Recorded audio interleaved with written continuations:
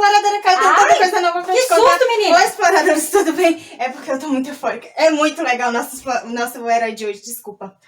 Eu descobri que ele foi adotado mesmo tendo pai e mãe. Eu descobri que o nome dele vem da origem egípcia e significa nasceu. Eu descobri que ele fala 2 línguas. E que o país da onde ele vem também tem um nome chamado de Gósen. Ainda não sabe? Ele é muito famoso! Olha, que ele foi adotado por pai... Ainda tem pai e mãe. E falava 2 línguas. Sim. E significa nasceu o nome dele. Não, até 2 línguas eu achava que era pessoa, mas aí você disse que o significado é nasceu. Aí eu já buguei. Aí quando você diz pra mim que o país dele também se chama Gósen, aí piorou, porque eu ainda não li isso na Bíblia. Vou te dar mais uma dica. Diga. Porque Estevão, lá no livro de Atos, no capítulo 7, no versículo 22, falou dele também. Não pode, não. Não. Ele é muito famoso, tá fácil, não tá, explorador? Você aí de casa, tenho certeza que já sabe. Eu não sei. Ah, então tá bom. Vamos deixar a nossa exploradora te contar.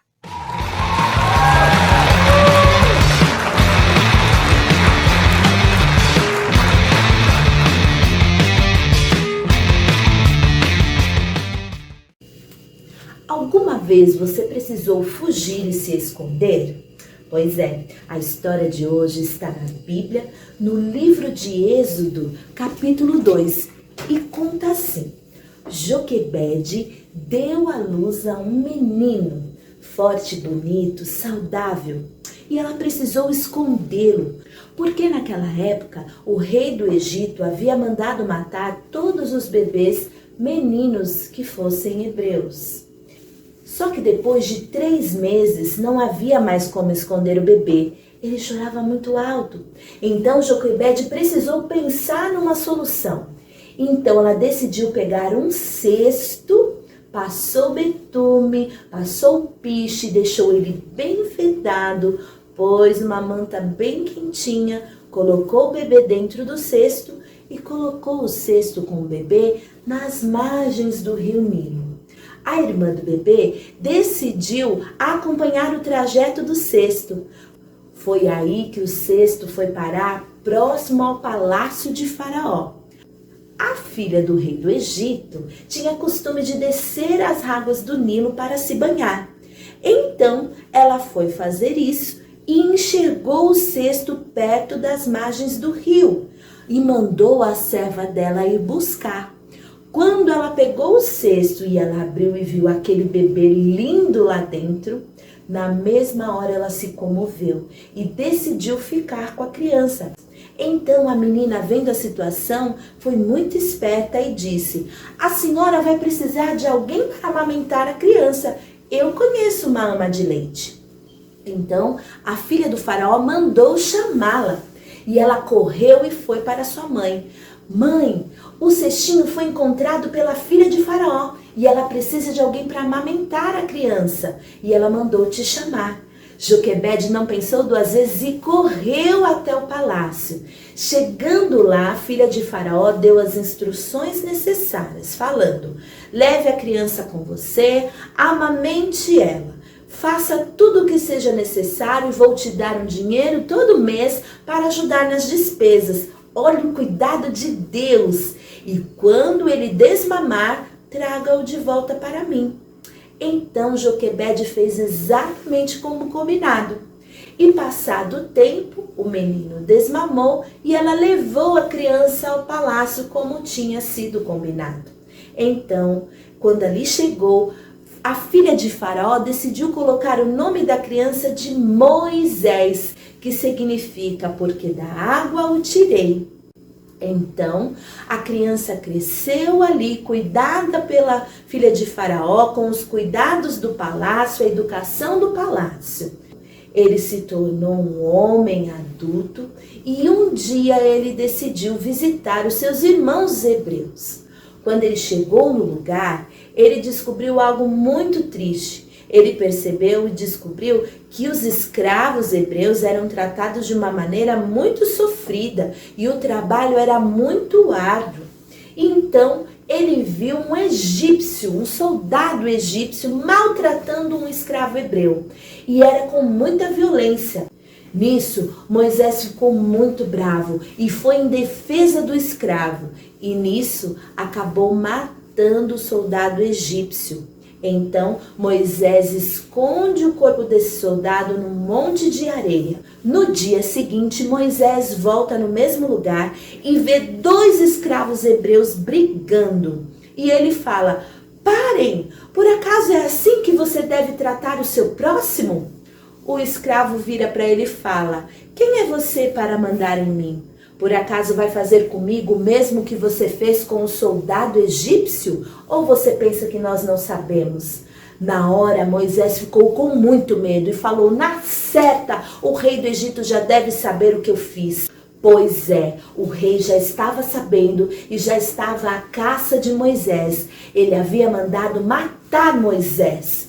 Moisés, sabendo do que havia acontecido, ele decide largar tudo que ele tinha no palácio, a sua posição, suas coisas, os seus bens, tudo que ele havia conquistado. E ele foge para um novo lugar e chega na terra de Midian. A Bíblia relata tudo isso. Olha o que está escrito no livro de Hebreus, a partir do capítulo 11, versículo 24. Pela fé, Moisés, já adulto, recusou ser aclamado como filho da filha de Faraó, preferindo ser maltratado com o povo de Deus, a desfrutar os prazeres que o pecado é capaz de proporcionar. Por amor a Deus, julgou sua desonra uma riqueza mais excelente que os tesouros do Egito. Por meio da fé, abandonou o Egito, não temendo a ira do rei, e perseverou, pois fitava aquele que é invisível. Fantástico! O nosso herói da igreja de hoje também guiava as pessoas. Como assim? Sim! Ele era um pregador muito famoso e nós falamos sobre a sua esposa na série Explorando o Mundo. Ele é autor de muitas citações, quer dizer, frases famosas. E também fez muitos sermões, quer dizer, pregações. E uma delas me chamou a atenção. Ele diz assim: uma fé pequena leva as almas até o céu, mas uma fé grande leva o céu até as almas. Lindo. Já sabe quem é ele? Tô na dúvida, exploradora K. Como assim? Eu sei que você gosta muito dele. Você ainda não conectou as informações? Não, é melhor pedir ajuda ao explorador Clécio.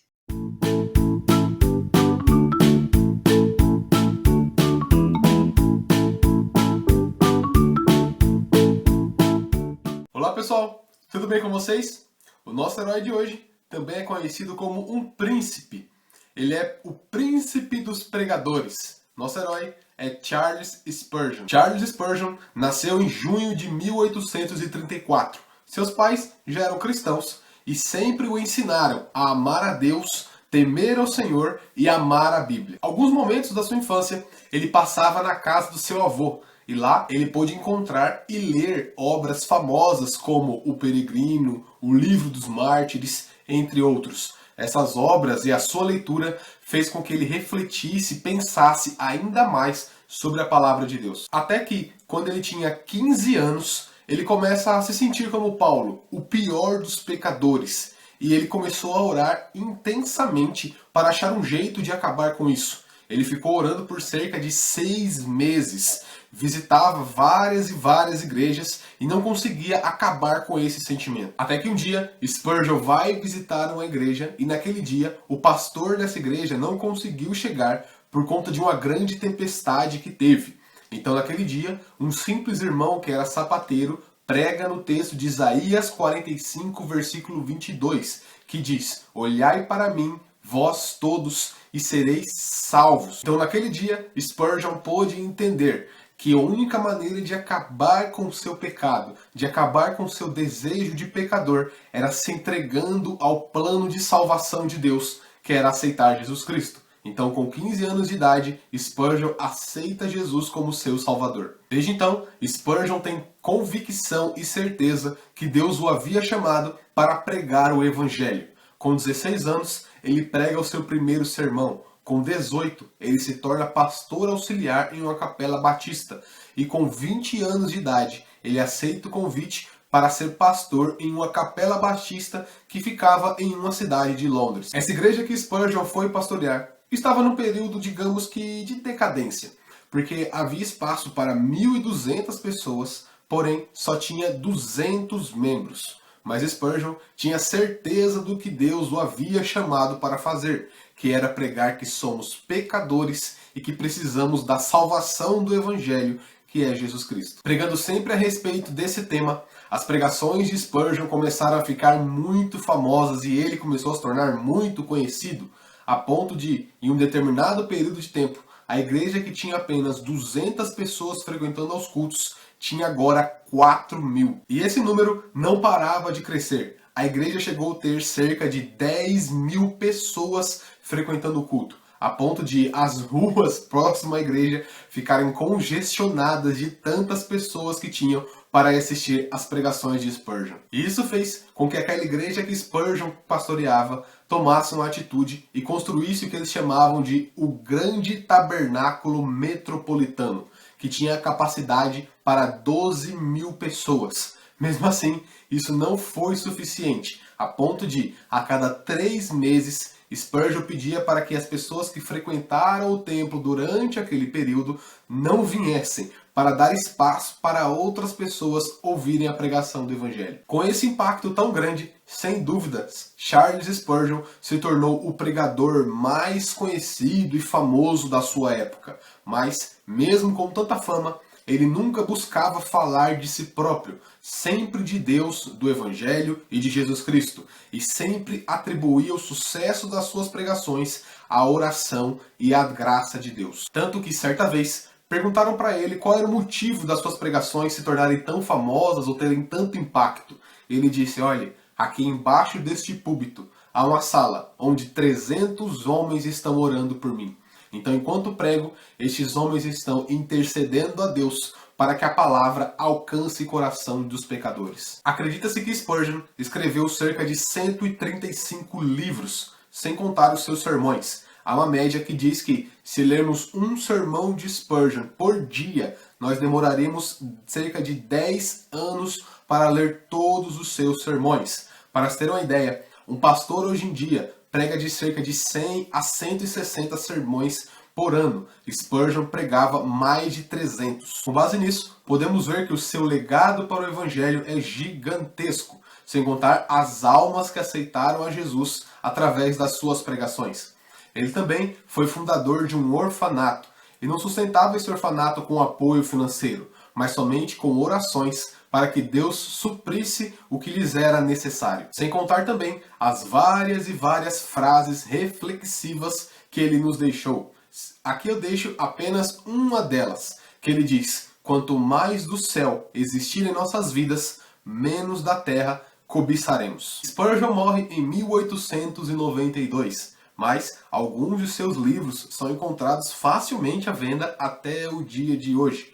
No dia do seu funeral, cerca de 6.000 pessoas leram o texto de Isaías capítulo 45, versículo 22, que diz, olhai para mim e sereis salvos vós todos da terra. E no seu túmulo está escrito a seguinte frase, aqui jaz o corpo de Charles Spurgeon, esperando o aparecimento do seu Senhor e Salvador, Jesus Cristo.